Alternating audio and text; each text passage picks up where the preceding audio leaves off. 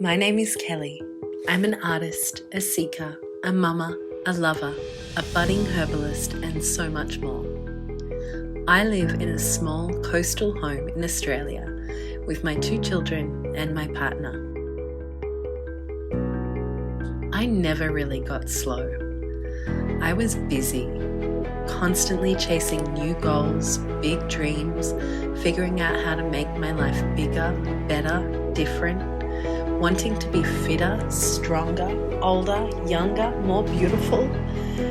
Even as a yoga teacher, I was chasing the perfect, almost transformative practice.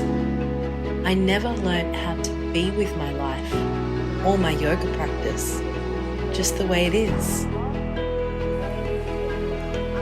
I think I always assumed I would slow down, rest, and let myself enjoy life once I had reached some future version of myself. In the last year since my daughter was born, everything has changed. I have stopped waiting for some undefinable future moment to fully land in my life. I am now practicing the art of slow, following the breadcrumbs of a life I can truly belong to and savoring simplicity along the way.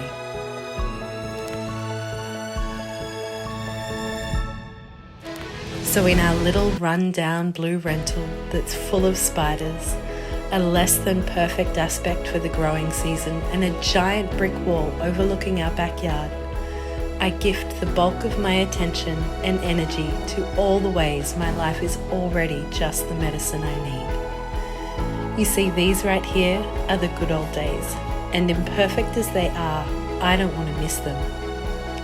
That's what inspired me to create these videos. I want to tell medicine stories of earth tending, plant whispers, remembrance and presence. Not to misrepresent, but to magnify and expand the places where magic and medicine are present in my life right now. And hopefully inspire you to do the same with yours.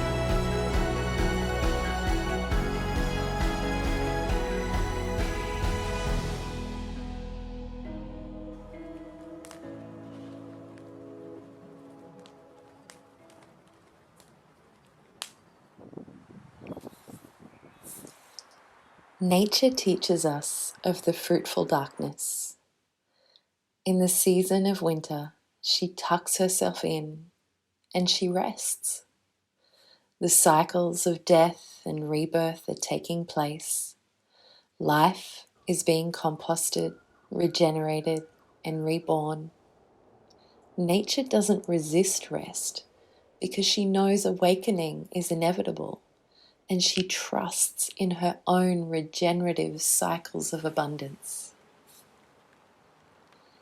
This winter is the first time I have ever truly allowed myself to be slow, to steep in the regenerative rest cycle of the winter season, relieve myself of the pressure to be productive, and instead enjoy the shorter days and the longer nights as an opportunity to slow down, work less, and simply nourish myself and my family.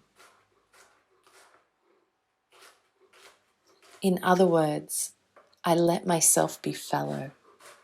I rested in the fruitful darkness of the winter season.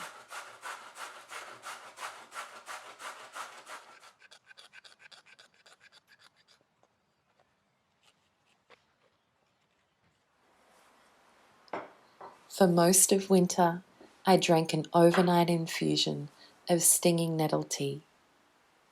In the wise women tradition, this practice is called simples because you take just one herb at a time.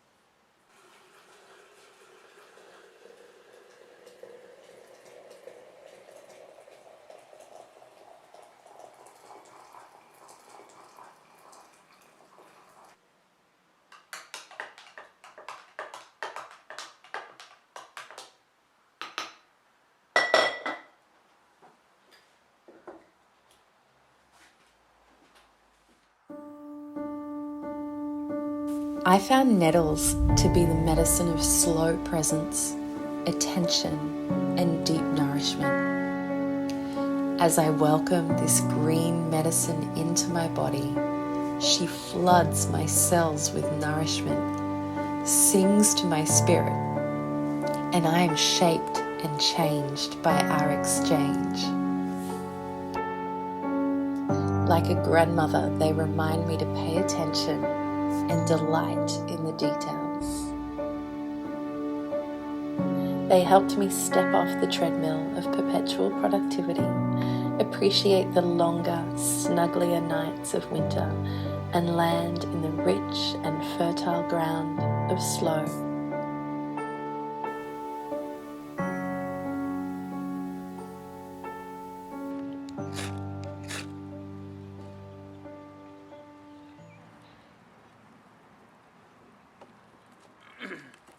This one.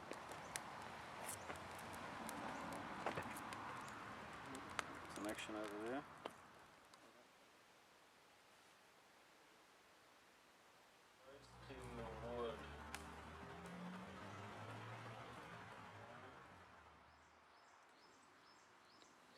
I am learning that the wise women tradition does not seek out exotic medicines nor expensive, difficult to obtain remedies.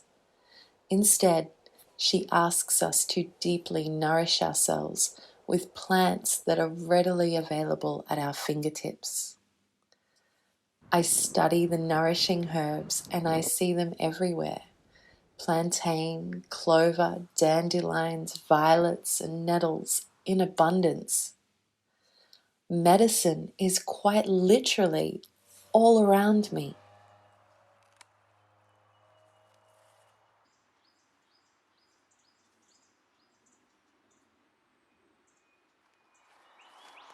So I've seen videos where people harvest holding the top of the leaf, and they say that there's no hairs on the top of the leaf, so they just fold it over and then cut from the stem. But you can see here in Australia there are hairs on the top of the leaf, and I can brush in the direction that those little spiky hairs are going and I don't get stung. But if I try and fold them over to hold them in that way, then I do get stung. So I'm yet to figure out how to harvest without gloves and without getting stung. But you can definitely give your stinging nettles a pat on the top of the leaf. So nettles, for me, have been the medicine of enoughness. They helped me to stop chasing and see the beauty that was already here, to take the time to discern what I truly want and let go of everything else.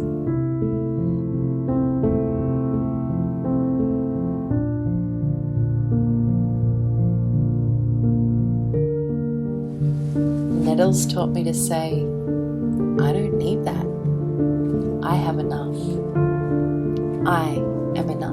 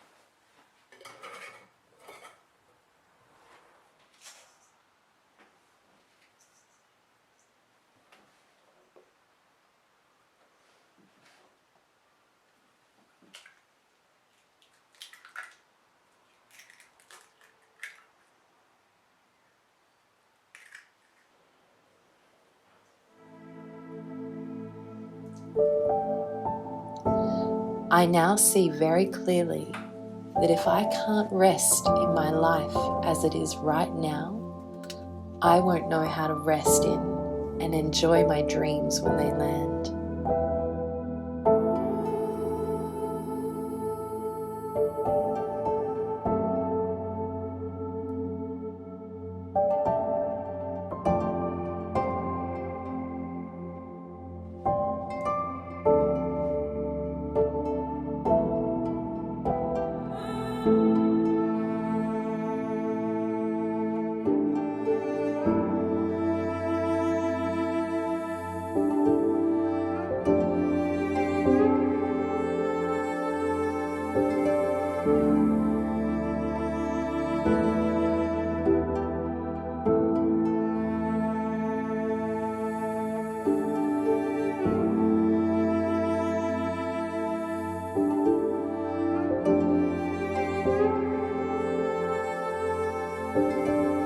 She is the great nourisher, and when I feel nourished, my family feels nourished.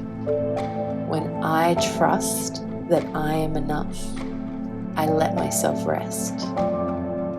And to rest is to trust in the fruitful darkness, just like nature does.